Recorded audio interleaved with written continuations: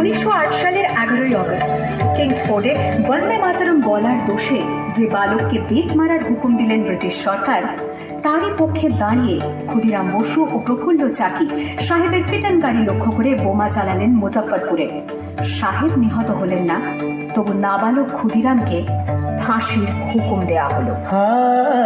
জননী কুলহ তুলে পক্ষে শান্তনু বাস দেহ তুলে চোখে কাঁদিছে তব চরণ তলে ৩০ কোটি নরনারী।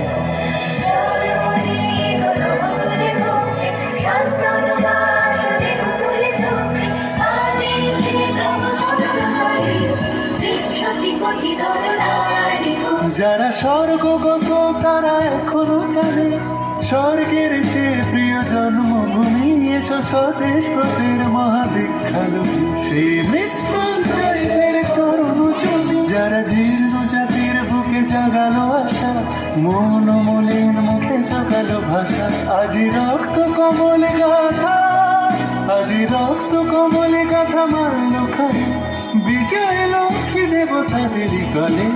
মুক্তির মন্দির শোকানো তলি কত প্রায় বদল বলিদান, লেখা আছে অশ্রু জলে, লেখা আছে অশ্রু জলে।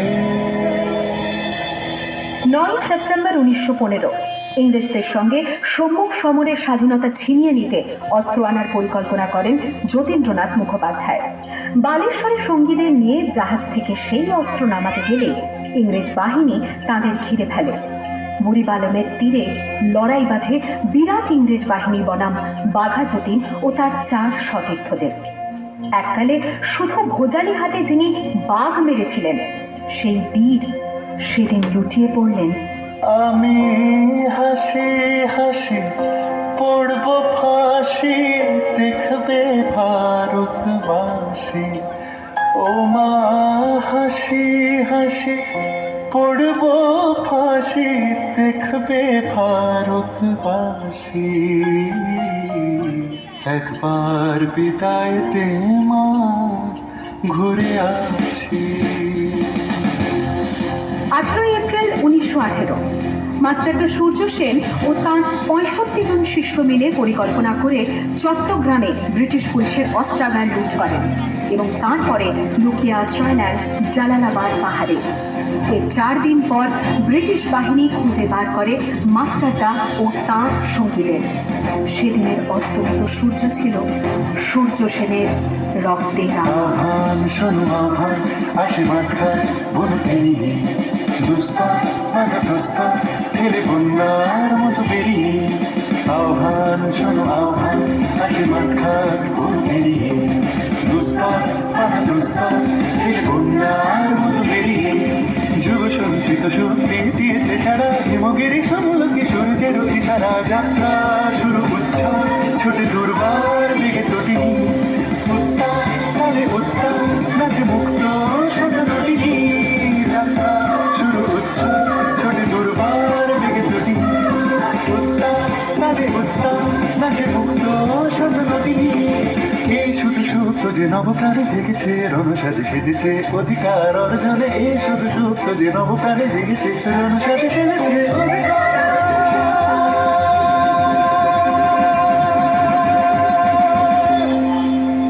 8 ডিসেম্বর 1930 বিনয় বসু, বাদল গুপ্ত, দীনেশ গুপ্ত সাহেবী পোশাকে ট্যাক্সি থেকে এসে নামলেন রাইটার্স বিল্ডিং এর সামনে। সোজা উঠে গেলেন দোতলায়। সামনেই সিমসনের ঘর। দ্বাররক্ষীকে ঠেলে ঢুকে গেলেন ভেতরে। বন্দুকের আওয়াজে গর্জে উঠল রাইটার্স। লুটিয়ে পড়লেন সিমসন।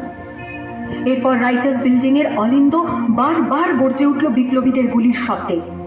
তারপর টেগার্ড সাহেব তার বাহিনী নিয়ে ঘিরে ফেললেন বিনয়, বাদল, দীনেশকে।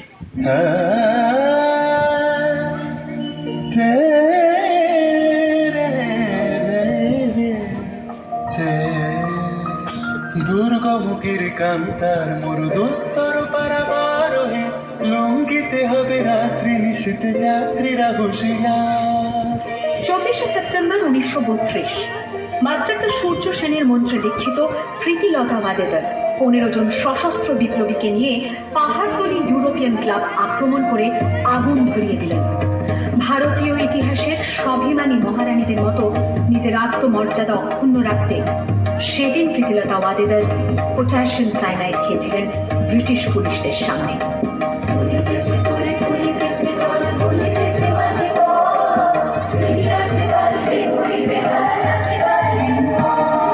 দিয়েছো জোয়ান ভগবান আঁকেছে ভবিষ্যৎ এ তুফান ভারী দিতে হবে পারি নিতে হবে তোরি পা দুর্গম গিরিকান্তার মোর দুস্তার পারাপারোহে লঙ্ঘিতে হবে রাত্রি নিশীতে যাবে না হুঁশিয়ার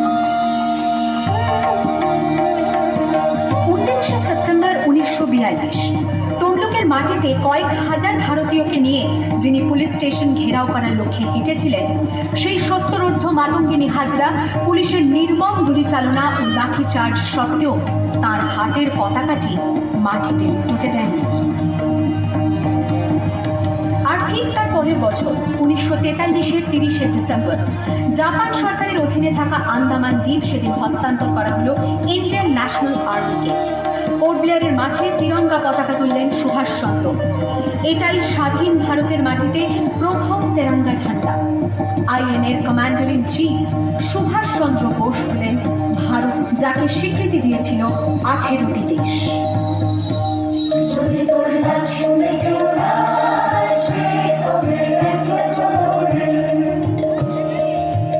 वंदे